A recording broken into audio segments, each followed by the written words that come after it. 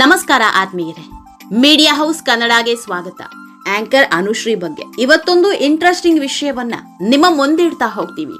ಸುಮಾರು 1 ವರ್ಷದ ಹಿಂದೆ ಅನುಶ್ರೀ ಮದುವೆ ಫಿಕ್ಸ್ ಆಯ್ತು ಅನ್ನೋ ಸುದ್ದಿ ಹರಿದಾಡೋದಕ್ಕೆ ಶುರುವಾಗ್ತಾ ಇದ್ದಂತೆ ಮೊದಲು ಶುರುವಾಗಿದ್ದೆ ಅನುಶ್ರೀ ಅತ್ತೆ ಬಗ್ಗೆ. ಅನುಶ್ರೀ ಮದುವೆ ವಿಷಯದ ಬಗ್ಗೆ ಕೆಲವೊಂದಿಷ್ಟು ಮಂದಿ ಕೊಂಕು ಮಾತನಾಡೋದಕ್ಕೆ ಶುರು ಮಾಡಿದ್ರು.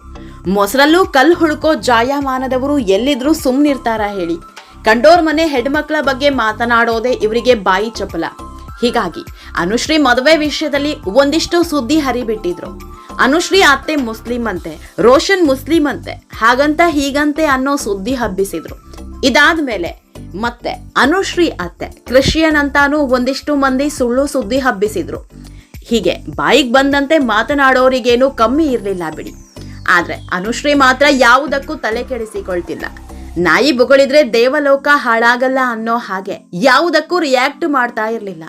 ಆದ್ರೀಗ 1 ವರ್ಷ ಆಗ್ತಾ ಬರ್ತಾ ಇದ್ದಂತೆ ತಮ್ಮ ಅತ್ತೆ ಬಗ್ಗೆ ಮಾತನಾಡಿದ್ದಾರೆ. ಇದೇ ಮೊದಲ ಬಾರಿಗೆ ಅತ್ತೆಯ ಬಗ್ಗೆ ಒಂದಿಷ್ಟು ಇಂಟ್ರೆಸ್ಟಿಂಗ್ ವಿಷಯಗಳನ್ನ ಹಂಚಿಕೊಂಡಿದ್ದಾರೆ.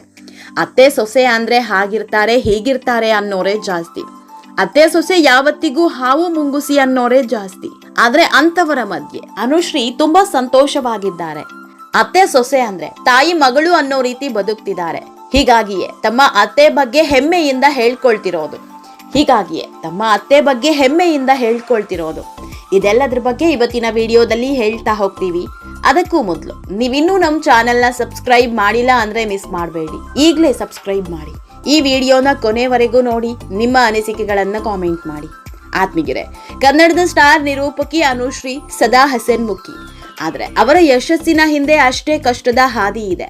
ಇವತ್ತಿಗೆ ತಮ್ಮ ವೈಯಕ್ತಿಕ ಜೀವನ ಹಾಗೂ ಪತಿ ರೋಷನ್ ಬಗ್ಗೆ gold class with Mayura YouTube ಚಾನೆಲ್ನಲ್ಲಿ ಮನಬಿಚ್ಚಿ ಮಾತನಾಡಿರುವ ಅನುಶ್ರೀ ತಮ್ಮ ಬದುಕಿನ ಏಳು ಬೀಳುಗಳಲ್ಲಿ ರೋಷನ್ ಅತಿ ದೊಡ್ಡ ಶಕ್ತಿಯಾಗಿ ನಿಂತಿದ್ದಾರೆ ಅನ್ನೋ ಸತ್ಯವನ್ನ ಬಿಚ್ಚಿಟ್ಟಿದ್ದಾರೆ.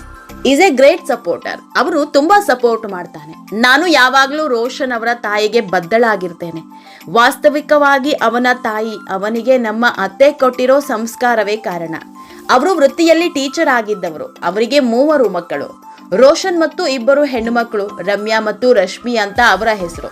ನಮ್ಮತ್ತೆ 3 ಜನ ಮಕ್ಕಳನ್ನ ಸಮವಾಗಿ ನೋಡಿದ್ದಾರೆ. ಹೆಣ್ಣು ಮಕ್ಕಳು ಗಂಡು ಮಗ ಅನ್ನೋ ಭೇದ ಇರ್ಲಿಲ್ಲ. ರೋಷನ್ ಆತನೇ ಬಟ್ಟೆ ತೊಳೆದುಕೊಳ್ತಾ ಇದ್ದ. ಹೆಣ್ಮಕ್ಳು ಮನೆಯಲ್ಲಿ ಹೇಗೆ ಪಾತ್ರೆ ತೊಳಿತಾರೋ ಅದೇ ರೀತಿ ರೋಷನ್ ಕೂಡ ಮನೆಯಲ್ಲಿ ಪಾತ್ರೆ ತೊಳಿತಾರೆ. ಮನೆಯಲ್ಲಿ ಹೆಣ್ಮಕ್ಳು ಗಂಡ್ಮಕ್ಳು ಅನ್ನೋ ಭೇದ ಇಲ್ಲದೆ ಬೆಳೆಸಿದ್ದಾರೆ. ಹೀಗಾಗಿಯೇ ರೋಷನ್ ಒಳ್ಳೆ ಕುಕ್ ಆಗಿರೋದು. ಹೆಣ್ಮಕ್ಳು ಮಾತ್ರ ಈ ಎಲ್ಲಾ ಕೆಲಸ ಮಾಡಬೇಕು ಅನ್ನೋದನ್ನ ರೋಷನ್ ಯಾವತ್ತೂ ನಿರೀಕ್ಷೆ ಮಾಡೋದಿಲ್ಲ. ಯಾಕಂದ್ರೆ ಅವರ ತಾಯಿ ಈ ರೀತಿಯ ಯಾವ ವಿಷಯವನ್ನು ಅವರಿಗೆ ಹೇಳ್ಕೊಟ್ಟಿಲ್ಲ. ನನಗೆ 2 ಹೆಣ್ಮಕ್ಳು ಹೇಗೋ ನೀನು ಕೂಡ ಹಾಗೆ, ಅಷ್ಟು ಸಂಸ್ಕಾರವನ್ನ ನಮ್ಮತ್ತೆ ಅವರಿಗೆ ಕೊಟ್ಟಿದ್ದಾರೆ. ಹೀಗಾಗಿ ಅವನು ನನಗೆ ಅದನ್ನ ಬಹಳ ಸಮವಾಗಿ ನನ್ನ ಟ್ರೀಟ್ ಮಾಡ್ತಾನೆ. ಅದಕ್ಕೆ ನಾನು ನಮ್ಮ ಅತ್ತೆಗೆ ಯಾವಾಗ್ಲೂ ಗ್ರೇಟ್ಫುಲ್ ಆಗಿರ್ತೀನಿ ಅಂದಿದ್ದಾರೆ. ಆತ್ಮೀಯರೇ, ಇನ್ನು ಅನುಶ್ರೀ ಬಗ್ಗೆ ಮಾತನಾಡೋ ಕೆಟ್ಟ ಕಮೆಂಟ್ ಬಗ್ಗೆಯೂ ರೋಷನ್ ತುಂಬಾ ಧೈರ್ಯದ ಮಾತು ಹೇಳಿದ್ರಂತೆ. ಅನುಶ್ರೀಗೆ ತುಂಬಾ ನೋವಾದಾಗ್ಲೂ ರೋಷನ್ ಜೊತೆಗೆ ನಿಲ್ತಿದ್ರಂತೆ. ಈ ತರಹ ಪೋಸ್ಟ್ಗಳೆಲ್ಲ ಹಾಕಿದಾಗ ನನಗೆ ತಲೆ ಕೆಡಿಸಿಕೊಳ್ಬೇಡ ಅಂತ ಆತನೇ ಧೈರ್ಯ ಹೇಳ್ತಾರೆ. ಆರಾಮಾಗಿರು ನೀನು ಅಂತಾನೆ. ರೋಷನ್ ಅಷ್ಟು ಸಪೋರ್ಟಿವ್. ಮದುವೆ ಆದ ಮೇಲೆ ಎಲ್ರು ಅವರ ಹೆಸರಿನ ಪಕ್ಕ ಗಂಡನ ಹೆಸರು ಹಾಕಿಸ್ಕೊಳ್ತಾರೆ. ನಾನ್ ತುಂಬಾ ಸೀರಿಯಸ್ ಆಗಿ ರೋಷನ್ ಹತ್ರ ಕೇಳ್ದೆ.